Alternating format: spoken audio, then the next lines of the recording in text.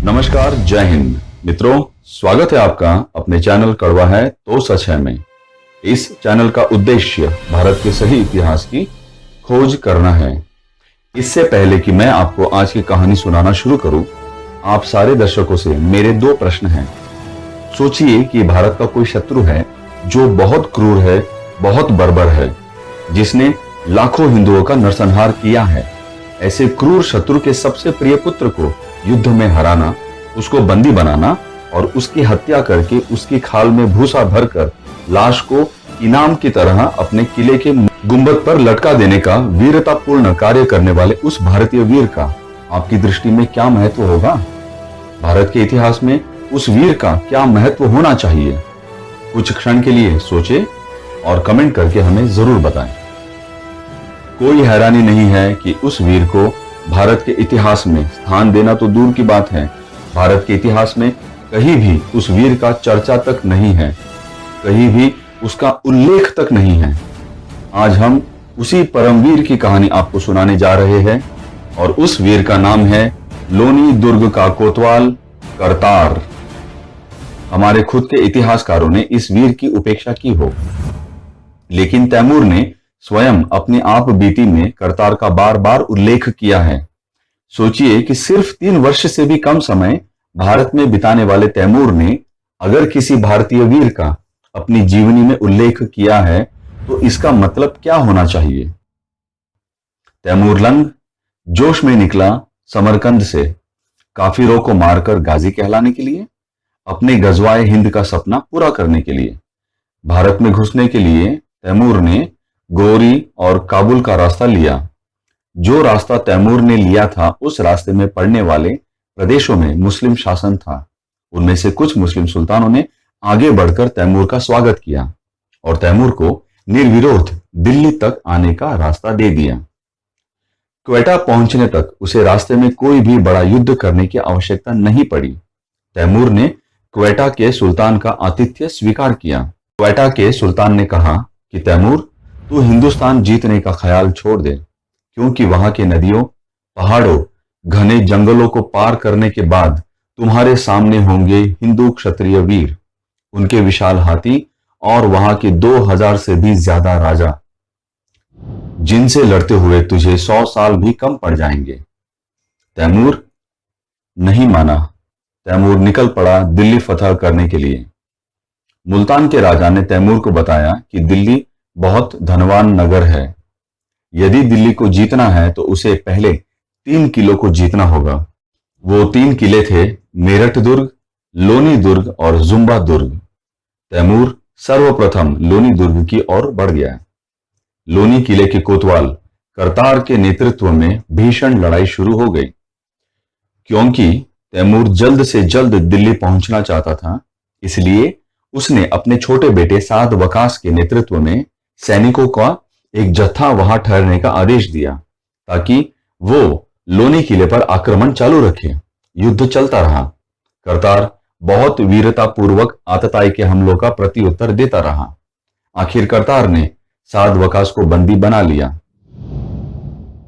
इस युद्ध में साद वकास का हाथ जख्मी हो चुका था। करतार ने सिपाहियों तक ये खबर पहुंचा दी कि साद वकास को बंदी बना लिया गया है, तो अब लड़ाई बंद कर दी जाए। साद वकास को बंदी बना लेने के बाद करतार ने एक कूटनीतिक विशेषज्ञ की तरह साद वकास पर दबाव डाला कि वो अपने बाप को एक चिट्ठी लिखे और अपने बंदी होने की बात बताए और लिखे कि यदि तैमूर लंग अपने पुत्र की सलामती चाहता है तो फौरन अपनी सेना समेत भारत से निकल जाए। देखिए कि करतार ने सिर्फ लोनी किले की घेरबंदी हटाने की बात नहीं की, अपितु तैमूर को भारत से बाहर का रास्ता दिखाने की कोशिश की। तब साद वकास ने करतार को बताया कि करतार, तुम जो सोच रहे हो कि मेरी हत्या होने के डर से आधी दुनिया का बादशाह तैमूर लंग सिर्फ मेरी चिट्ठी देखकर भारत से निकल जाएगा, तो ये तुम्हारी भूल है। करतार ने उससे पूछा कि क्या तेरा पिता तुझसे प्यार नहीं करता? साद वकास का जवाब था कि मैं कोई तैमूर का अकेला बेटा नहीं हूं और मुझसे भी पहले फारस में मेरे एक भाई की इसी तरह से एक युद्ध में हत्या हो चुकी है। तब करतार ने दो टूक जवाब दिया कि अगर तुम्हारी हत्या का डर भी तुम्हारे पिता को विचलित नहीं कर सकता तो फिर तो तुम मेरे किसी काम के नहीं, और मुझे तुम्हारी हत्या हर हाल में करनी ही है, ताकि मेरठ किले में मारे गए लोगों की हत्या का बदला ले सकूं और अपने बेटे के मातम में तैमूर को बैठा सकूं। उस बंदी हालत में भी साद वकास ने करतार को लालच दिया कि अगर करतार उसे जिंदा रहने दे, उसे जिंदा छोड़ दे, तो अपने पिता तैमूर से कहकर करतार के लिए बड़े पद और संपत्ति दिलाएगा। तैमूर जब करतार को युद्ध में हरा देगा तब भी करतार और उसके परिवार के किसी भी सदस्य की हत्या नहीं करेगा। करतार ने फिर दो टूक में जवाब दिया कि वो किसी भी शत्रु द्वारा दिया हुआ कोई भी ओहदा या शत्रु द्वारा भीख में दिए गए धन को लेने को राजी नहीं है। करतार ने आखिर साद वकास का कत्ल कर ही दिया। यह साबित करता है कि करतार तैमूर की तरह कत्ल करने और खून का प्यासा नहीं था। इन दोनों की वार्ता से यह तो अवश्य समझ में आ जाता है कि करतार एक ऊंचे चरित्र वाला, बुद्धिमान और देशभक्त वीर था, वरना तो इस तरह के लालच के चलते कितने ही गद्दारों ने अपने ही देश के विरुद्ध विदेशी आक्रांताओं का साथ दिया है। दिल्ली में तैमूर लाखों हिंदुओं का नरसंहार कर चुका था, कटे सिरों की मीनारें बना चुका था। उसी समय अपने प्रिय पुत्र साद वकास के मौत की खबर उसे मिली। तैमूर लोनी किले की तरफ बढ़ने लगा। अब तैमूर अपना अनुभव स्वयं बता रहा है अपनी किताब में। लोनी किले के पास पहुंचते समय मेरी नजर किले के बुर्ज पर एक सिर और मशक की तरह फूले हुए एक शरीर पर पड़ी। काफी दिन बीत जाने से उस सिर का आकार बदल चुका था, लेकिन मैंने पहचान लिया कि ये मेरे बेटे साद वकास का ही सिर है। लेकिन सिर के नीचे मशक की तरह फूली हुई वो चीज क्या है, ये मेरी समझ में नहीं आया। बाद में मुझे पता चला कि वो मेरे बेटे की ही खाल है जिसमें भूसा भरा गया है। रूस में 1.5 लाख लोगों की हत्या करने वाला, भारत की दिल्ली में लाखों निर्दोष हिंदुओं की हत्या करने वाला, कटे हुए सिरों की मीनार बनाने वाला क्रूर तैमूर क्या कह रहा है, ये सुनिए। मेरे प्यारे बेटे का कटा हुआ सिर और भूस भरा हुआ शरीर देखकर मेरी जो हालत हुई मैं बता नहीं सकता। मैं समझ सकता था कि मेरा बेटा युद्ध में मारा जा सकता है, क्योंकि लड़ते हुए एक योद्धा का रणभूमि में मर जाना मामूली बात होती है। लेकिन ऐसा कभी नहीं सोचा था कि मेरे बेटे के शरीर में इस तरह से भूस भरा जाएगा और उसे किले की बुर्ज पर लटकाया जाएगा। और ये तैमूर की आप बीती में बता रहा है कि तैमूर खुद ऐसा सोच रहा था कि लोनी किले के कोतवाल में इतना तो शिष्टाचार होगा कि मेरे बेटे को मारने के बाद, जैसा कि एक राजकुमार के साथ होना चाहिए, उसकी लाश को पूरे सम्मान के साथ दफना दिया जाएगा, ना कि इस तरह से गिद्धों के खाने के लिए किले पर टांग देगा। लेकिन करतार ने ऐसा नहीं किया। मेरे बेटे की हत्या का मुझे उतना अफसोस नहीं था, लेकिन मेरे बेटे की लाश का जो अपमान किया गया है, मुझे उसका बदला लेना है, और तब तक मैं लोनी से नहीं हटूंगा। तैमूर ने पता लगाया कि यह कार्य लोनी किले के कोतवाल करतार ने किया है। तैमूर ने करतार को मारने का निश्चय किया। इसी के साथ लोनी किले पर हमला तेज हो गया। 3 दिनों तक लगातार छोटे बड़े हमले होते ही रहे।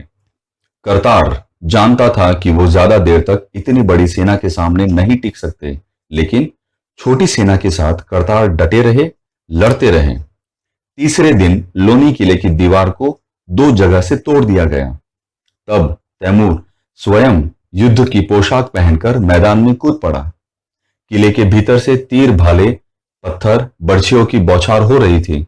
इन सब की परवाह किए बिना तैमूर आगे बढ़ता रहा।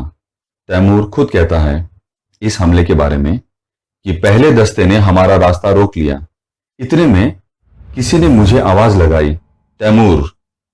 मैंने आवाज की दिशा में देखा तो एक आदमी मुझसे स्थानीय भाषा में कुछ कह रहा है, जो मेरी समझ में बिल्कुल नहीं आया। ऐसा लग रहा था कि वो मुझे बुरा भला ही कह रहा होगा। इसके बाद भी लड़ाई चलती रही, लेकिन मैं अभी भी वहां नहीं पहुंच पाया था जहां करतार को होना चाहिए। मित्रों, सोचिए कि तैमूर जो आधी दुनिया का विजेता सरदार है, वो एक मामूली से कोतवाल की खोज में स्वयं लगा हुआ है।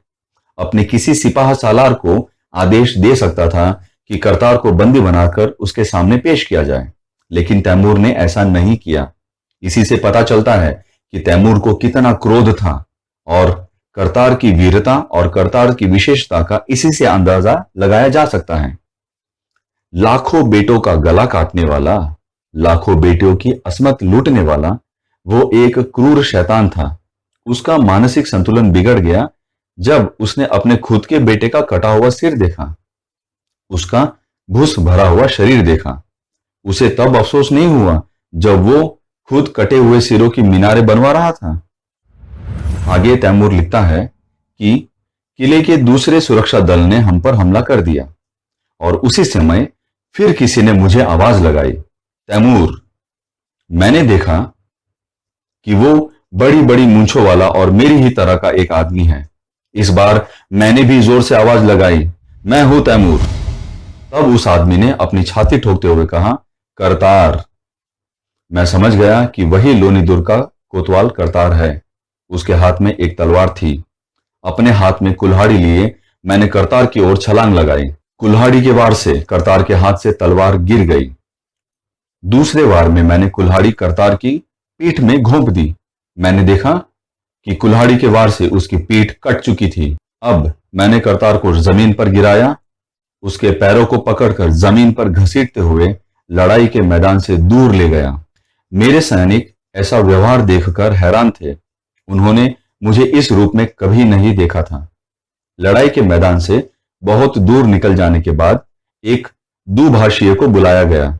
दुभाषिए को मैंने बताया कि वो करतार को बता दे कि मैं तैमूर अपने बेटे की मौत का बदला लेने के लिए करतार का गला काट दूंगा और उसकी खाल में भूस भर दूंगा। करतार सिर्फ खुली आंखों से देखता रहा। करतार के होंठ हिलते रहे, लेकिन वो कुछ बोल नहीं पा रहा था। मैं चाहता था कि करतार को मरने से पहले पता रहे कि उसको मैंने क्यों मारा। इसके बाद मैंने अपने तलवार के एक वार से करतार का सर काट दिया। अपने बेटे साद वकास की हत्या का बदला लेने के लिए उसकी श्वास नली से उबलने वाले खून के फव्वारे के सामने मुंह करके करतार के खून के 2 घूंट पी लिए। सोचिए कि एक इंसान का सिर काटकर उसकी नली से उबल रहे खून के 2 घूंट पी लिए। ऐसा वहशी जानवर था तैमूर लंग। फिर तैमूर ने अपने सिपाहियों को करतार की खाल उधेड़कर भूस भरने का आदेश दिया। वीर करतार का बलिदान दर्दनाक था। यह दर्द तब और बढ़ जाता है जब भारत के इतिहास से ऐसे वीरों की कहानी को गायब कर दिया जाता है। ऐसे ही वीरों के युद्ध कौशल और बलिदानों के कारण से ही 1 लाख से भी ज्यादा की सेना लेकर भारत में आने वाला तैमूर जब वापस समरकंद लौटा तो उसके पास सिर्फ कुछ हजार सैनिकों की सेना ही बची थी। भारत के उस वीर बलिदानी करतार को हमारा नमन है। तो मित्रों, आज की कहानी को यही विराम लगाते हैं। आज की कहानी के बारे में आपकी राय क्या है, हमें कमेंट करके जरूर बताएं और इस चैनल को सब्सक्राइब भी जरूर कर लें। अपने अगले वीडियो में हम फिर ऐसे ही किसी वीर की कहानी लेकर आएंगे। तब तक के लिए जय हिंद, वंदे मातरम।